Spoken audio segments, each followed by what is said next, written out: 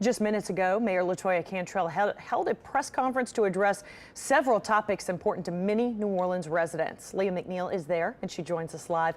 Leah, what did the mayor say?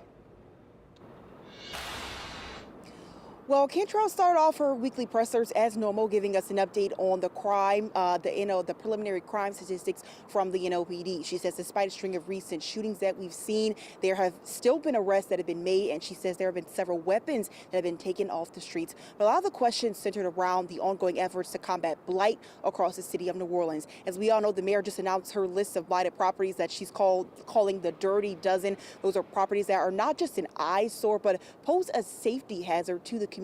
On that list is some places that we all know, like the Plaza Tower, Lindy Boggs Medical Center, and also the Park Fontaine in Algiers. That's an apartment complex. Now, there are still people currently living at that apartment complex. So the mayor was asked, how will you make sure that folks are able to get safe housing? She said this. We will continue to work with tenants, whether they're Rue Park Fontaine or any other location in the city of New Orleans relative to an unhealthy home, doing our best.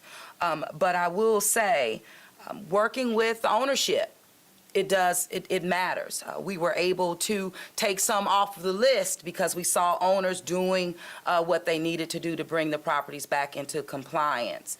And so Rue Park Fontaine is on the list, and we're going to be very aggressive, but we will not at all leave or overlook our people.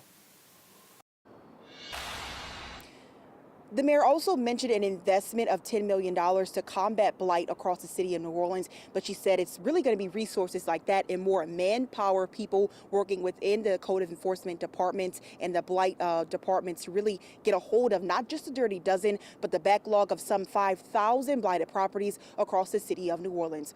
Reporting live at City Hall, Leah McNeil, WWL, Louisiana. Leah, thank you very much. Right now,